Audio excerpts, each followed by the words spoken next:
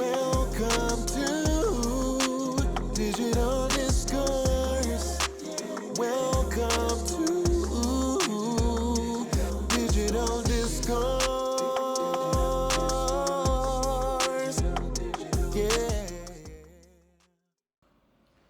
All right, back with another episode. Today we have a special guest, digital creator, Amazon influencer, and founder of Black Girl Travel Slay, Miss LeeLeeTalks. Hey, How you doing? everybody. I'm good. How you doing today? I'm good. I'm excited to be here. Good. Thank you for coming. Thank you for having me. You mentioned this is you haven't done a podcast in a while, and this is your first visual one. So Yes. I'm honored to create that for you. I'm excited to be here. I'm just to be back in the mix. Thank you for bringing me on and just picking my brain about Black Girl Travel Slay. I'm excited. Of course. Well, we're gonna go ahead and get started right with that. Your mission statement says deconstructing the belief that women of color aren't welcome all over. Yeah. So my mission statement has a lot of layers to it. Basically, just kind of taking a few steps back.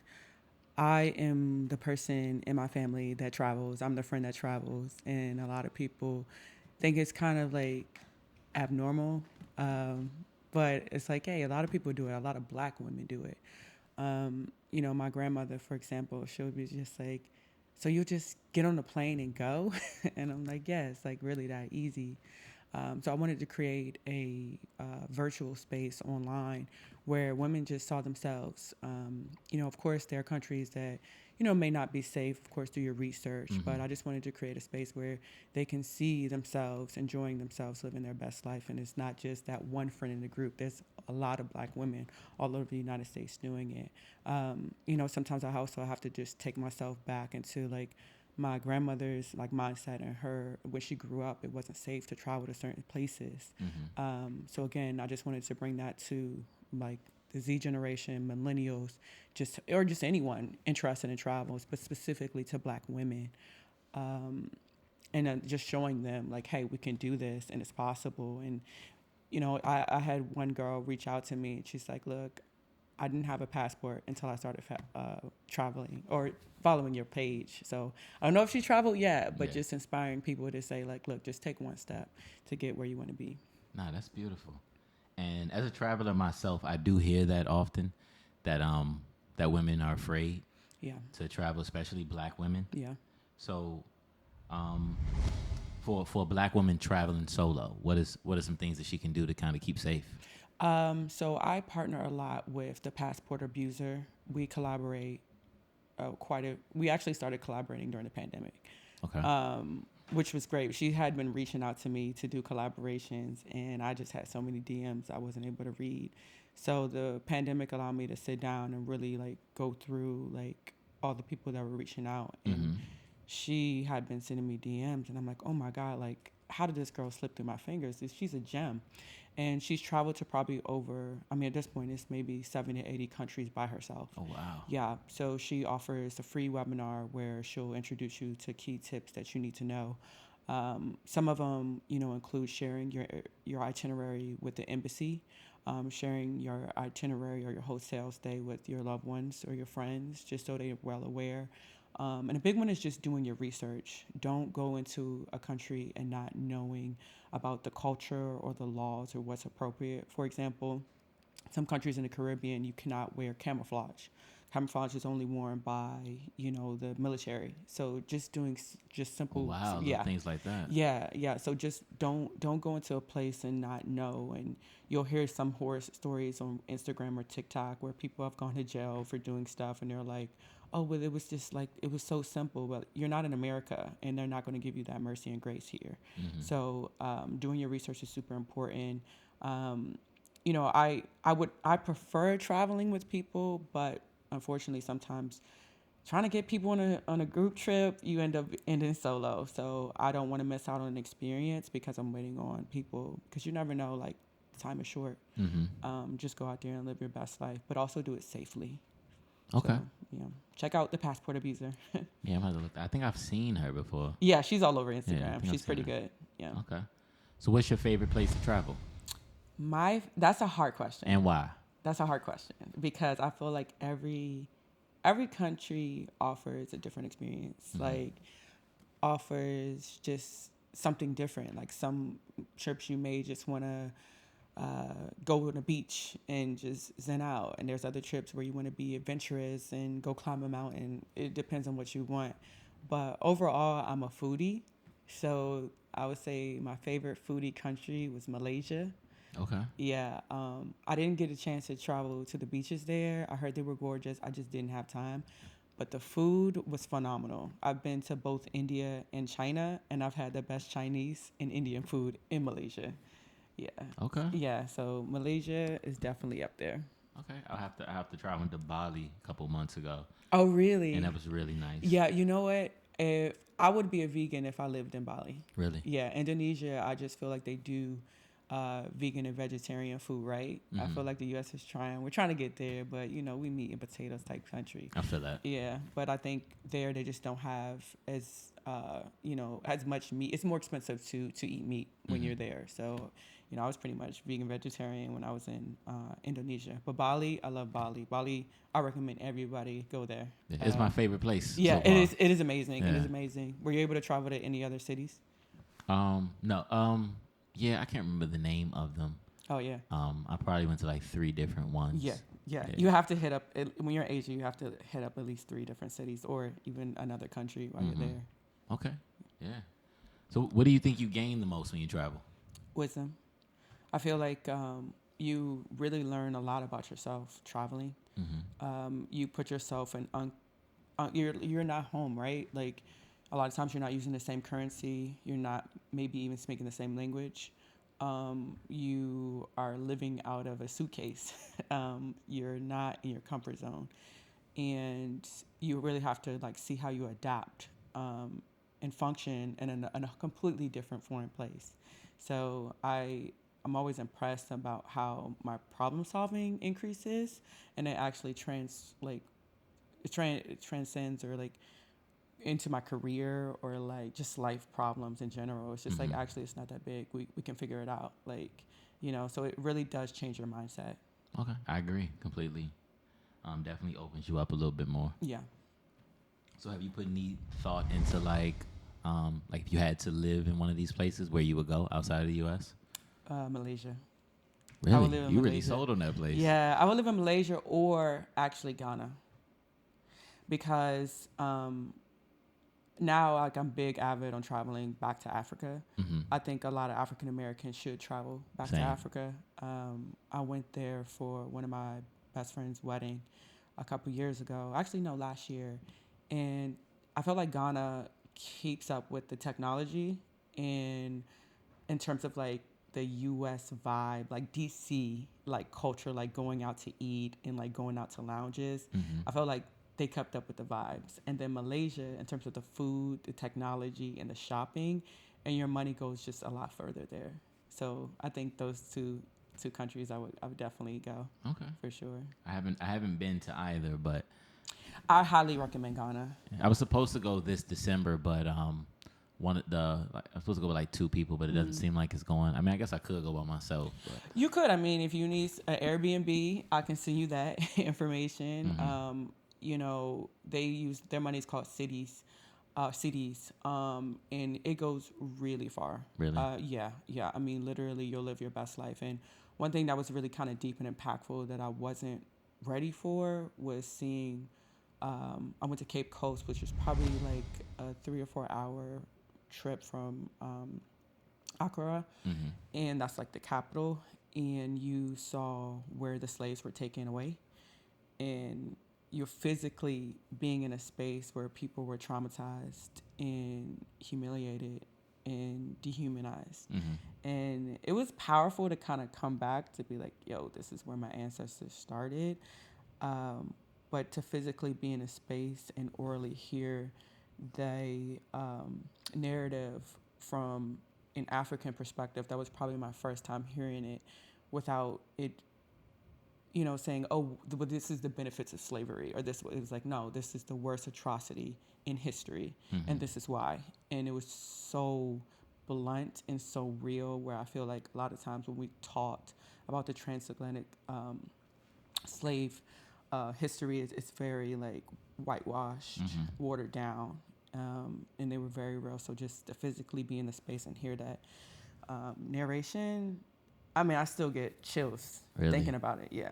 And Yeah. that is where they have that like door of no return or Yes, something like that. yes, Yeah. yeah. So now they have kind of like changed that narrative of like we're returning, like African Americans are coming back and hearing and learning about this history. So if you can go, definitely do it.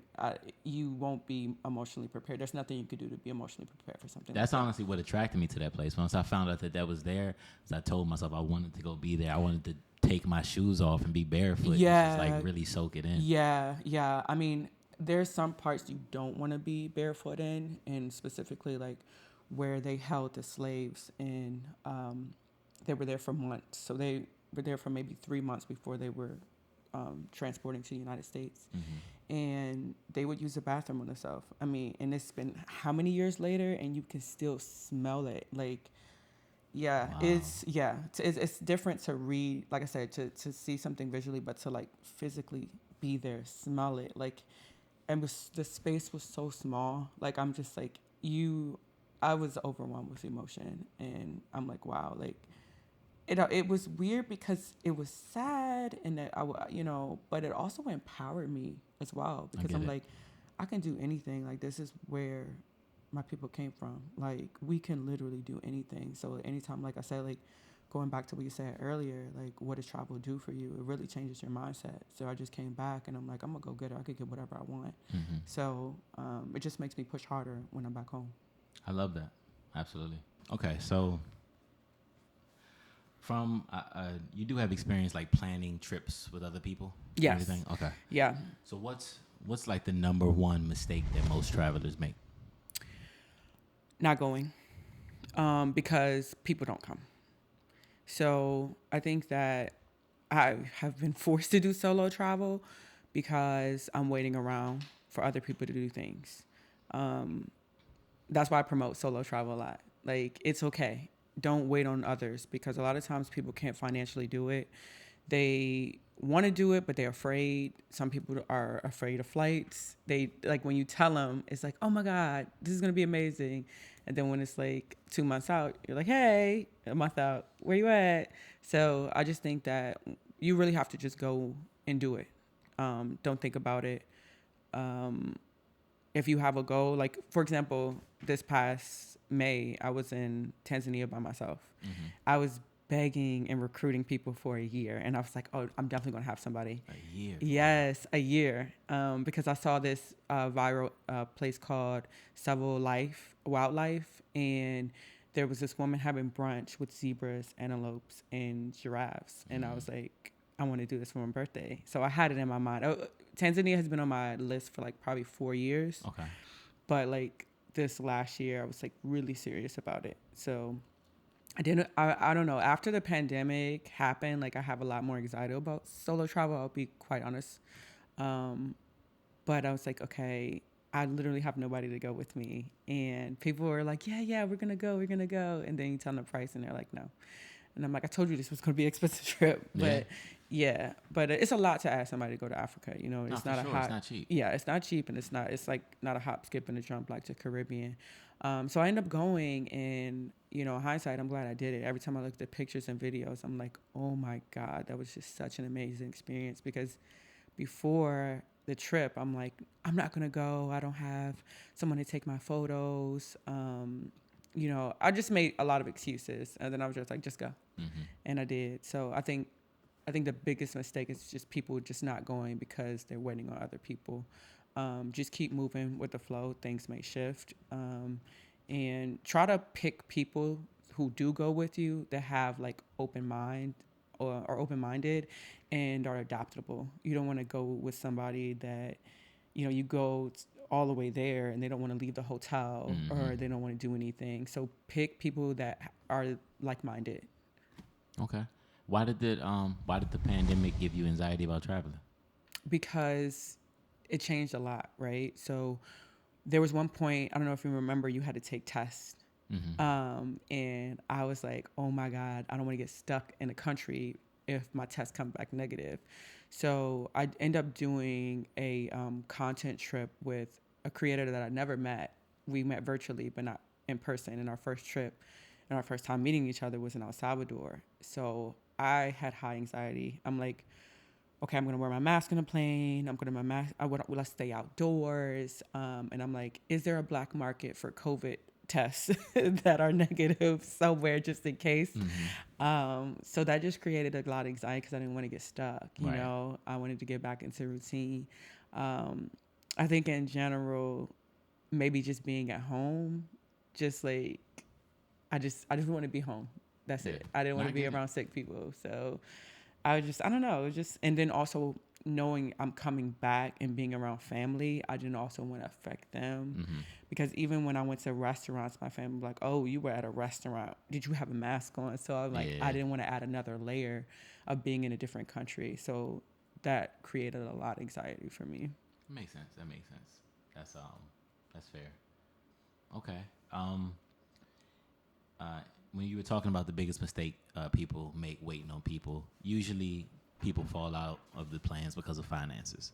So, what would be like a way that they can save money when planning a trip? That's a good one.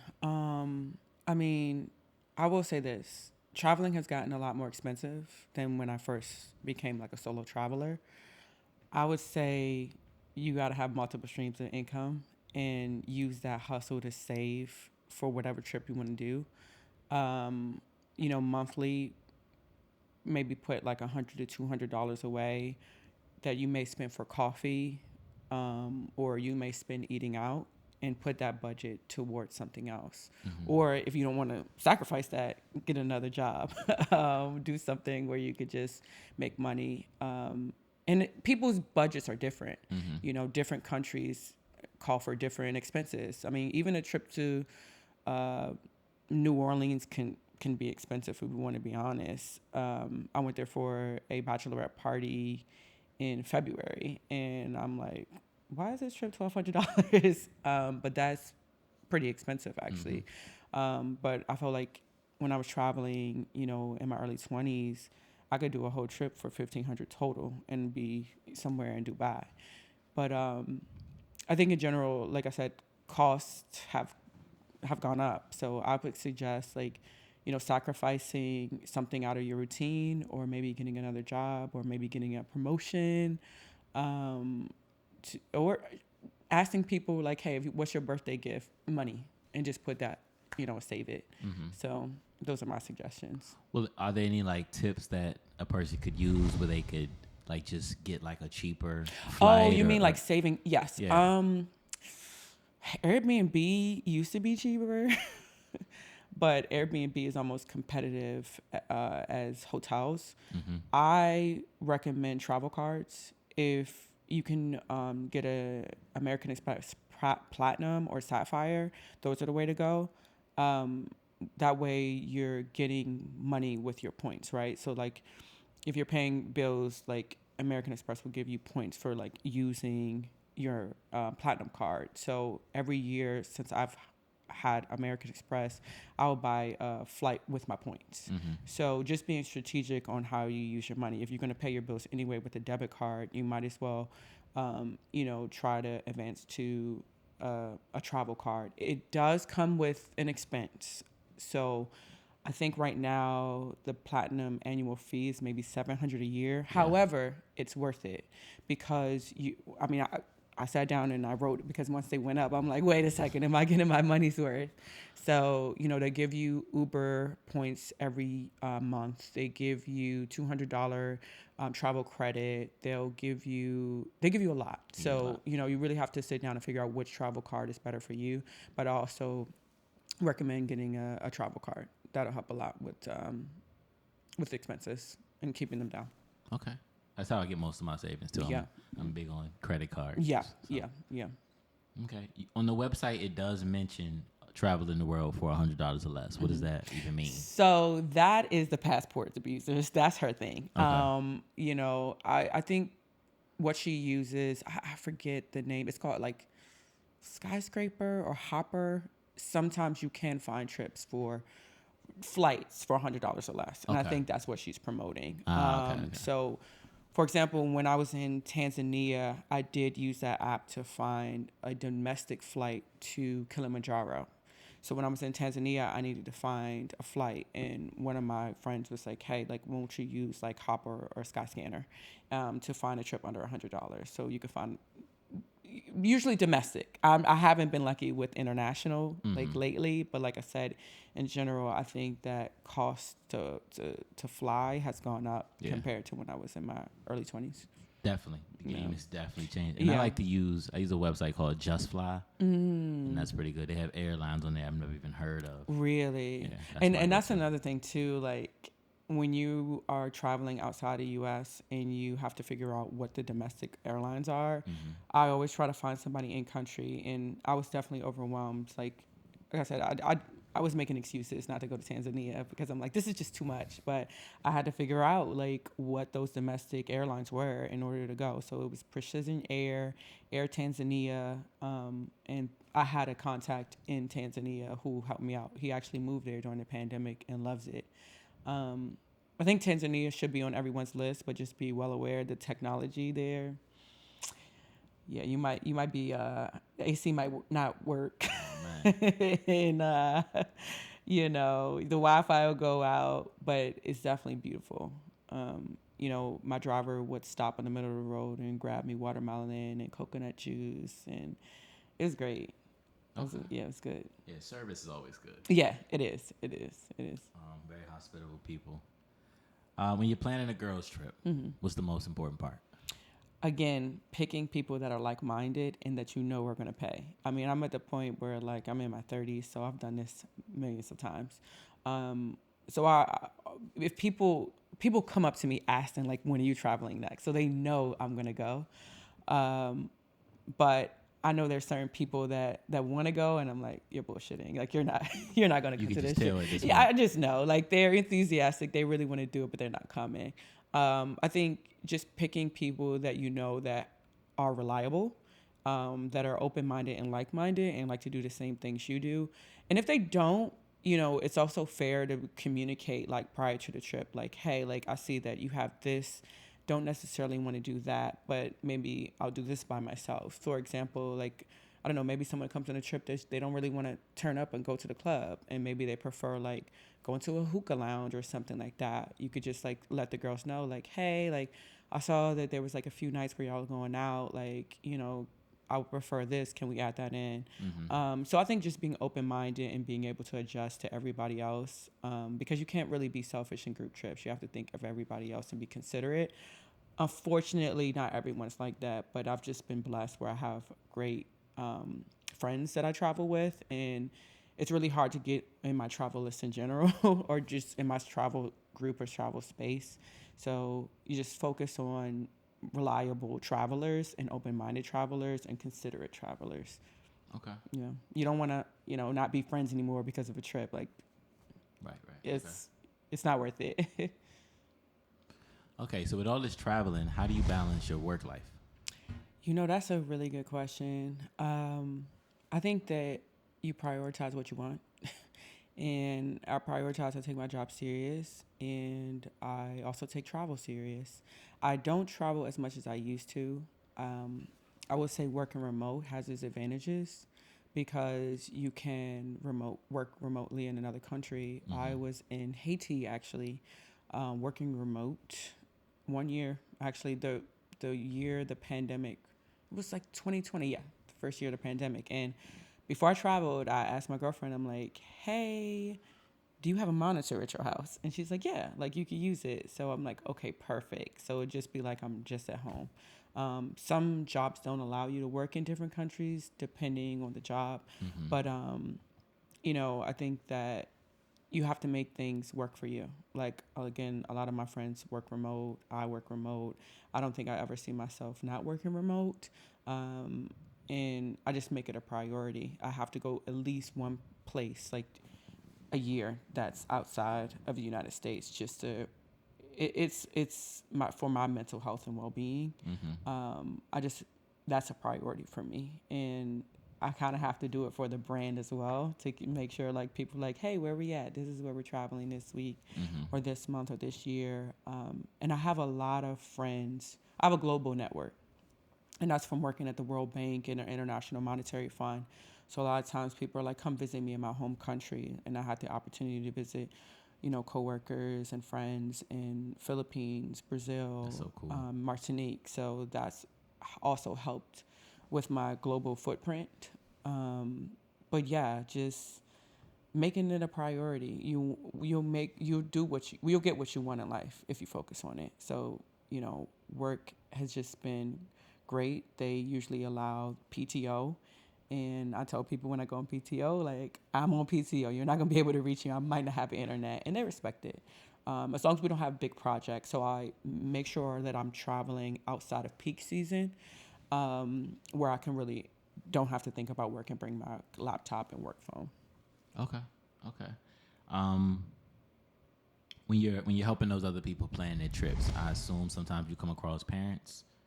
Yes. What kind of advice do you give them for managing that? I mean, I'm not a parent, so I can't be spot on, but I'll say, again, just making it a priority, plan in advance, do your research, of course, like make sure someone is watching your kids who you trust, if that's family or a good close friend, maybe a mentor, just make it a priority. I would say traveling with kids probably is difficult.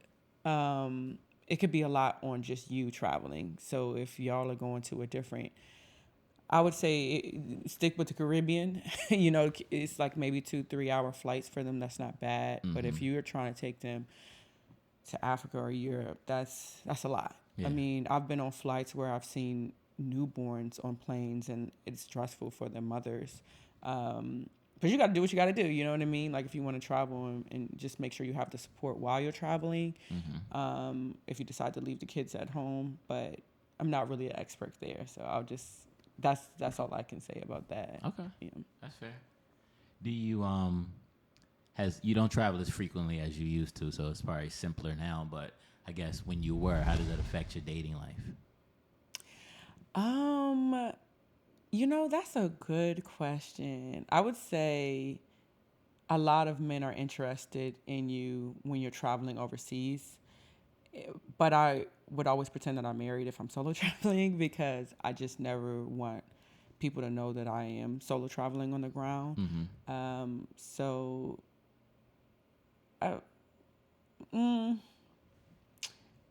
that's an interesting. I would say. I was more so saying like at home, like if you have a situation at home, but you keep being gone, how do you like maintain it? Or has it never been an issue? It's never been an issue. Okay. Yeah, that's never been an issue. Okay. So I don't see it ever being an issue, and probably with my partner now, we'll probably be traveling together. So.